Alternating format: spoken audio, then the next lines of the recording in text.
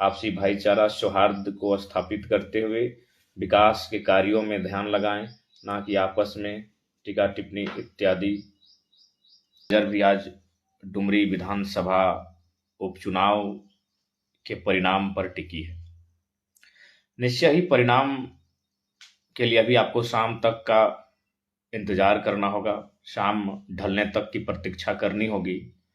लेकिन मेरा एक संदेश यही रहेगा कि परिणाम में जो भी हो, जो भी डुमरी से प्रत्याशी हैं, सभी झारखंडी प्रत्याशी हैं। और कहीं ना कहीं जो माहौल सोशल मीडिया में क्रिएट होता है, मैं नम्र निवेदन करना चाहूँगा सभी समर्थकों से कि कम आप जो बाहर राज्यों के अभ्यर्थी रहते हैं उनसे सीखिए। आज तक हमने नहीं कभी देखा है कि राजेंद्र बाबू जो स्वर्गीय हो चुके हैं, उनके समर्थकों ने कभी माननीय रविंद्र पांडे जी के लेकर कुछ टीका टिप्पणी किया हो, या फिर माननीय रविंद्र पांडे जी उनके समर्थकों ने कभी स्वर्गीय राजेंद्र बाबू के प्रति कुछ शब्दों का प्रयोग किया हो। क्योंकि दोनों जानते हैं, दोनों इस प्रदेश के नहीं है। इस प्रदेश में जब वो इस प्रदेश के ना होकर इन चीजों को समझते हैं, तो हम लोग तो इसी प्रदेश के हैं। जो भी प्रत्याशी उतरे हैं सभी डुमरी और गिरिडीह जिला अपने क्षेत्र से संबंधित हैं।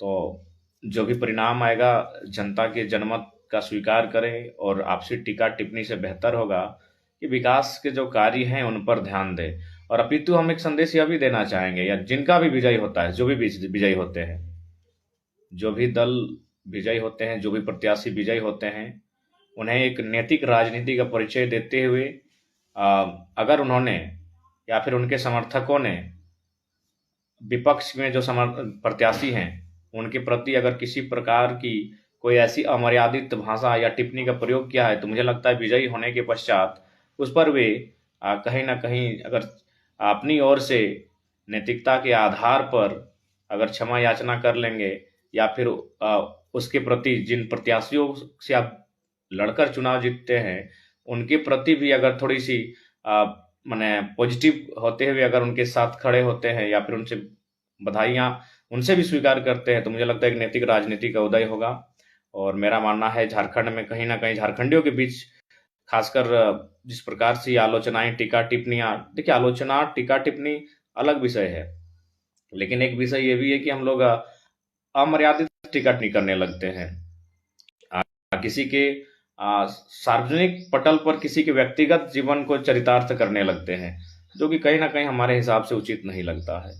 तो इसीलिए इस बात का ध्यान रखें, और हमारे जितने भी झारखंड चाहे जो भी दल से जुड़े हों, उनके जो भी समर्थक हैं, उन्हें कम से कम बाकी समर्थकों से सीखना चाहिए।